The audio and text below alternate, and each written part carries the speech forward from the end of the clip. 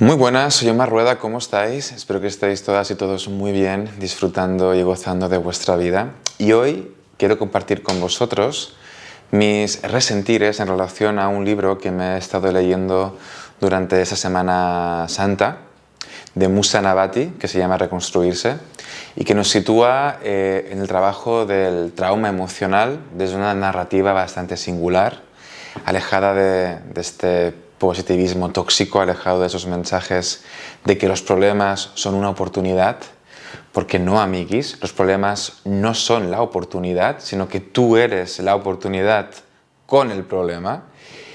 Y claro, esos problemas no siempre nos hacen crecer, algunos te dan tan fuerte que ahí te quedas. ¿Okay? Pero cuando la vida te da un buen golpazo en la cara, cuando la realidad te golpea con toda su fuerza, pues nos quedamos en shock muchas veces. Porque son movimientos que nos sacan automáticamente a toda velocidad de ese ideal de vida que habíamos construido en nuestra mente, de ese ideal de pareja, de ese ideal de familia, de trabajo que habíamos construido para poder sobrevivir, para poder darle cierto sentido a nuestra existencia. Y ese golpe nos saca de ahí para meternos en un terreno muy duro de aceptar, que es la realidad. Y que te saquen de ahí sin haberlo pedido, sin estar preparado, sin elegirlo tú, pues puede ser traumático. Por ejemplo, la muerte de un ser querido, o que te despidan de un trabajo, una ruptura sentimental, el diagnóstico de una enfermedad grave. Son movimientos en sí mismos, son terremotos emocionales que te sacan de ese ideal que hemos construido para meterte de lleno en otra realidad, que es mucho más difícil de sobrellevar. Y me dirás, hombre Omar, no compares la muerte de un ser querido con, por ejemplo, una ruptura sentimental o con un despido laboral. Pues bueno, objetivamente tiene razón, pero subjetivamente ahí cada cual lo va a experimentar como pueda. Y todo el mundo tiene el derecho, creo, a sentirlo pues como tenga que sentirlo.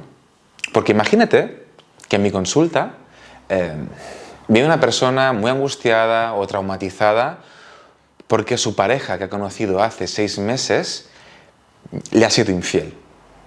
Y esa persona viene destrozada, sin apenas dormir durante una semana. Imagínate que justo antes he estado con un paciente que está trabajando conmigo el tema de la muerte, porque tiene una enfermedad terminal, por ejemplo.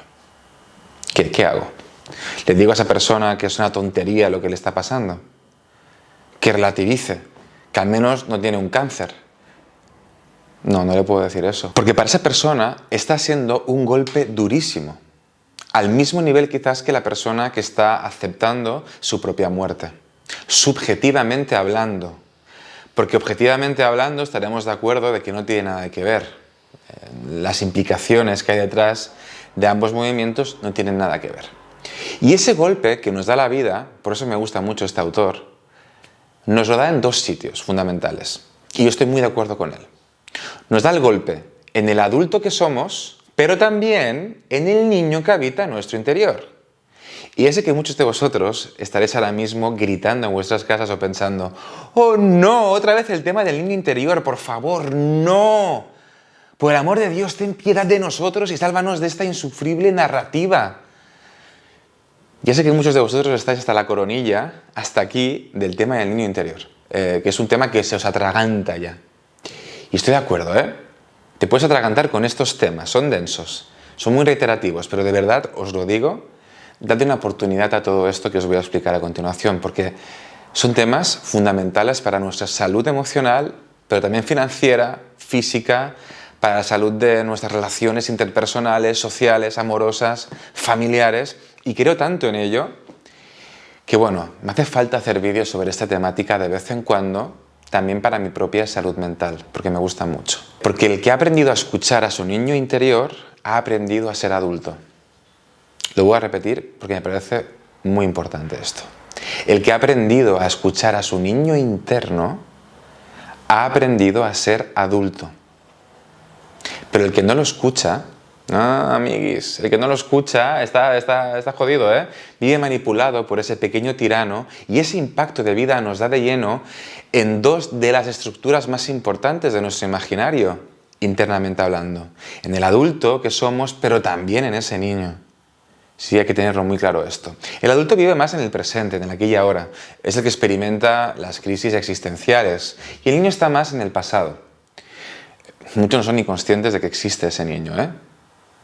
Ni por asomo, porque es inconsciente, es invisible. Y a veces ese niño vive como congelado en esos traumas que vivió. Y ahí está el kit de la cuestión, descongelarlo, para que pueda fluir con el adulto que somos en el presente, para que se pueda expresar y vivir, para que el adulto se pueda nutrir también de esa inocencia, de esa creatividad, de esa motivación. Pero ¿qué pasa cuando partes de nuestro niño interior viven congeladas? ¿Cuáles son las implicaciones, las consecuencias para ese adulto? Pues las consecuencias son bloqueos, repeticiones neuróticas, autoboicot, mala gestión emocional, ansiedad, dinámicas negativas que se van repitiendo, somatización corporal, patrones destructivos, en fin, un largo etcétera. Y Musa no habla de congelación como tal, ¿eh? Él habla de depresión infantil precoz, que muchas veces se da de manera encubierta, que es cuando la infancia no fue del todo nutritiva, porque nos sentimos como presionados, juzgados, rechazados, abandonados por esas figuras tan importantes que eran nuestros mayores. Sea como sea, todos los conflictos que vimos en nuestra infancia tienen un impacto en el adulto que somos, y esto es irrefutable. El no amor que vivimos en el pasado genera unas heridas en la persona que condicionan su presente, pero que pueden ser sanadas también si las reconocemos y si las empezamos a nutrir en el presente. Que por cierto, este año doy dos talleres en España sobre esta temática. El mes que viene en Galicia, a principios de mayo. Aún quedan plazas disponibles, ¿ok? Así que no te lo pienses más, y si vives por ahí, por la zona, por Coruña o alrededores, aprovéchalo y anímate a venir, porque de verdad que es un taller muy chulo, es muy liberador, ¿sí? Y lo más importante para un niño es que sus padres estén unidos y se quieran, porque de ese amor se nutre ese niño, esa niña. Porque sus dos necesidades más importantes son la nutrición en todas sus manifestaciones y la protección. Y esto lo necesita de manera muy egoísta, porque es la manera que encontramos de pequeños para asegurar nuestra supervivencia, ¿ok? Y claro, si esto no se ha dado, cuando somos adultos y vivimos, por ejemplo, una separación sentimental, amorosa, traumática, pues ese adulto lo puede llegar a vivir desde un dramatismo absoluto.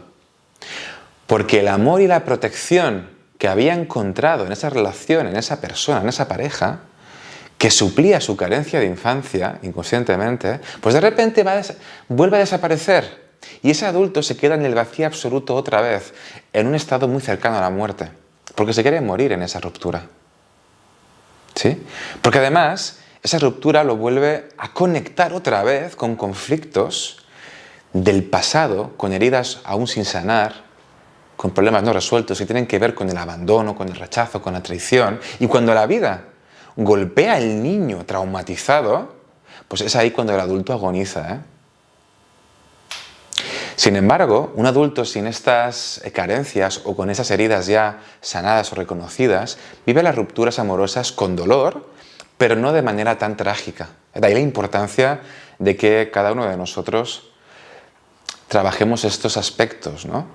Y nos hagamos responsables de nuestras heridas emocionales. Y el sistema actual en el que vivimos es muy conocedor de esta realidad y descubrió que estas carencias podían mover, por ejemplo, miles y miles de votos. Porque si nos fijamos bien, en los mensajes políticos con los que nos bombardean para las elecciones, por ejemplo, van dirigidos hacia esos niños invisibles, a su emotividad, a sus carencias, a la herida de cada uno, desde el miedo, desde los dramas. Así que vota por mí, que yo te voy a salvar, que yo te voy a proteger de todo, como el papá que nunca tuviste. Y te voy a nutrir como la madre que nunca te nutrió. ¿Veis cómo va el tema? Y descubrieron también que esas carencias podían mover millones y millones de dólares. Por eso vivimos en una sociedad tan consumista. Porque el adulto, comprando, consumiendo, quiere llenar esos vacíos internos. Pero eso no tiene ningún sentido si lo veis bien. El que compra cosas, el que consume cosas para escapar, comida, sustancias, objetos, series, personas incluso, no es el adulto sano, sino un niño que está triste, que tiene miedo y que está enfadado. Por lo tanto, así no se sana nada, solo hace que ese vacío sea más grande. Sin embargo, identificar a ese niño herido, su carencia, y aprender a nutrirlo, sí que tiene un verdadero impacto positivo en nuestra vida, en nuestra psicología. Porque con ese diálogo interior, que nos permite conocernos mucho mejor internamente, se abre la puerta a la reconciliación, a la reconstrucción de nuestra vida. Y hay un concepto que utiliza Musa, que a mí me parece muy interesante, que es la inmigración que el niño traumatizado hace hacia el exterior para poder sobrevivir a sus carencias, para intentar encontrar los nutrientes y la seguridad de los que carece internamente fuera. Que básicamente es cuando vives más fuera que dentro, ¿ok? Que es cuando un terapeuta te dice, oye, creo que estás más fuera que dentro. No sé si os suena de algo este comentario o esto. Porque estás buscando atención de los demás, por ejemplo, o el reconocimiento de los demás. El sentir que siempre estás acompañado por alguien, que tienes un lugar en el mundo, fuera. Es decir, intentamos compensar en un exterior idealizado aquello de lo que carecemos internamente. Por eso, en esa comparación tan odiosa que todos hemos hecho alguna vez en nuestra vida, sí que lo hemos hecho, con los demás, pensamos que los demás están mejor que nosotros, siempre, que tienen más capacidades, más éxito, más amistades, que son más guapos, que tienen más contacto con el amor. Pero claro, se trata de una comparación sesgada que nos impulsa hacia un pozo sin fondo, porque no es verdad. Todos estamos lidiando de alguna manera, todos, con ciertas carencias de nuestro pasado. Al menos aquellos que se atreven a mirar ahí. ¿Okay? Y la clave para sanar en esto reside en volver a casa, volver al interior, volver de esa inmigración que hicimos hacia afuera, hacia el exterior, y volver a ese hogar interno, ver lo dejado y sucio que está, y empezar a limpiarlo, empezar a ordenarlo, para crear ese espacio de nutrición y de seguridad que tanto necesitamos. Que ahora te estarás preguntando, y es muy loable que lo hagas, ¿cómo hacemos esto? Intuyo que el vídeo va a ser largo, porque me lo estoy tomando con un poco de calma, así que haz tú lo mismo, tómatelo con toda la calma del mundo, hazte un tecito, ponte cómodo, ponte cómoda, porque trabajar la paciencia para esto es fundamental, ¿ok? Y porque creo que uno sana volviendo al interior, pero también sin olvidarnos de lo exterior, porque no nos podemos sanar únicamente desde el interior, de forma individual. No podemos reducir la salud emocional o mental a un acto puramente individualista. Pero la relación con lo externo no se puede hacer de cualquier manera. Es decir, por ejemplo, hacer una actividad externa por deseo, por gratitud, como forma de amor propio, es sanador como tal. Pero hacerlo como un acto compulsivo para escapar de nuestras carencias emocionales, para escapar de mí mismo, no sana en absoluto. Quedarme en casa para conectar con mi solitud, para conectar conmigo mismo, para recargarme de fuerzas, para reflexionar y para luego tomar decisiones y acciones de compromiso en mi vida, sana. Quedarme en casa en modo cueva para no enfrentarme a la realidad, no sana en absoluto. Estas cosas funcionan pero de manera como transitoria, ¿no? Baja nuestra ansiedad por un momento, pero es un acto ansiolítico que es muy fugaz. Y sin embargo, desde fuera, si lo observas desde fuera, lo que estás viendo es lo mismo. Ves a una persona haciendo algo o ves a una persona que se queda en casa. ¿Ok? ¿Y por qué no funciona desde este lugar? Desde la compensación. Porque compensar para escapar es luchar. Y eso empeora los síntomas de esas heridas, de esa depresión, de esa ansiedad, de esa soledad que cada uno va lidiando como puede. Porque cuando luchamos contra uno mismo, es decir, contra el síntoma, de manera prolongada en el tiempo, así escapando, luchando contra nuestras emociones negativas, evitando sentir esto, pues gastamos mucha energía. Y esa energía que usamos, al no ir dirigida hacia donde tiene que ir realmente, porque la estamos enviando al síntoma, entonces ¿qué ocurre? Pues que esa energía va a alimentar justamente el propio síntoma que queremos eliminar. Ahí está la paradoja.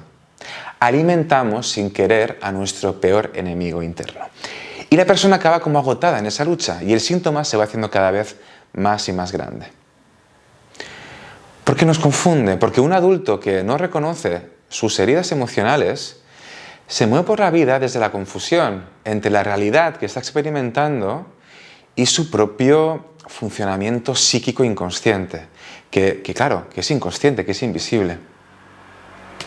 Entonces, sin dilatar mucho más en esto, porque me estoy como alargando un montón, cuando uno es consciente de su vacío interior, pues lo último que tiene que hacer, es intentar llenarlo.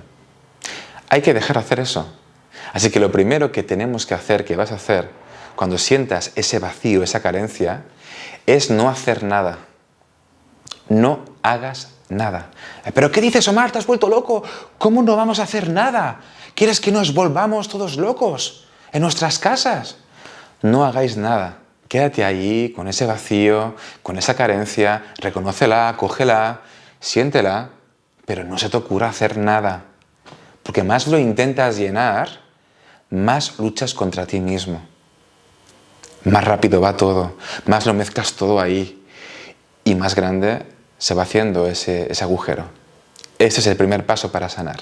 No hacer nada, no hagas nada, solo estate ahí con eso. Es que la ansiedad que siento me supera, Omar, y me tengo que deshacer de ella como sea. No hagas nada, deja de luchar contra ti mismo. Deja ahí tu ansiedad tranquila, déjala ahí. Solo siente ese miedo y reconoce que lo tienes ahí. Y ya está. Quédate con eso, dale espacio a eso y ya está. Porque ahí empieza algo muy liberador. Y es que dejamos de confundir lo externo con lo interno. Llegar a este punto, para mí no tiene precio. Porque las soluciones que pones en marcha en lo externo no funcionan para lo interno. Lo repito otra vez porque es importante.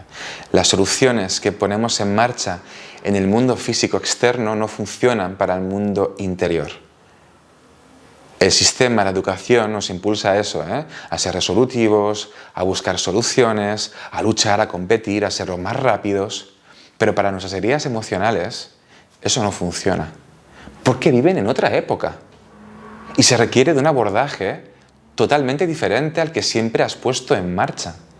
Porque lo interno lo que necesita es paciencia, dejar de hacer, cierta pasividad, saber estar ahí. Entonces el segundo movimiento para sanar sería poner en marcha nuevas estrategias alejadas de lo que antes ya hicimos en el pasado, alejadas de buscar ser perfectos, alejadas de intentar agradar a todo el mundo, alejadas de encerrarse en nuestro búnker emocional, alejadas de intentar ser amados a cualquier precio, alejadas de complacer, de seducir, de encajar, alejadas del no merecimiento, alejadas de las diferentes identificaciones que hacemos con partes de nuestro interior que son incapaces, que son inútiles, alejadas de la lucha contra uno mismo. Porque las pruebas que nos pone la vida tienen tres aspectos fundamentales a tener en cuenta. El primero es el propio dolor del problema, que es la señal, que es el mensaje que la persona recibe de que algo tiene que ser movilizado. El segundo aspecto es el reto al que te vas a ver impulsado por la propia prueba que te pone la vida. Y la tercera dimensión es una dimensión más iniciática. Y aquí no hago referencia al movimiento iniciático, holístico, espiritual, sino que me refiero a concretarlo terapéuticamente hablando hacia algo que tiene que ver con la existencia humana, con tu propia existencia. Porque tomar conciencia no es suficiente. Es que he tomado conciencia. Pues no es suficiente. ¿Ok? No es suficiente. Tomar conciencia tiene que venir seguido de un cambio en nuestro cotidiano. Volver al pasado a encontrar ese niño que hayamos dejado ahí encerrado, congelado, en ese búnker emocional, en esa cueva, sacarlo de ahí con amor y con respeto y junto con él hacer un cambio real en nuestro cotidiano, desde un paradigma diferente, desde una óptica totalmente distinta, desde una nueva estrategia. Porque si pones en marcha en tu presente aquellas técnicas, aquellas estrategias que te ayudaron a sobrevivir en tu pasado, entonces uno acaba alejado de sí mismo. Porque es justamente esas viejas estrategias las que te están impidiendo vivir a día de hoy contigo mismo, las que te están impidiendo alimentarte desde unas fuentes internas de nutrición que son más profundas. Es decir, desde el amor, el vínculo y la pacificación hacia el síntoma que estás intentando justamente alejar de tu vida.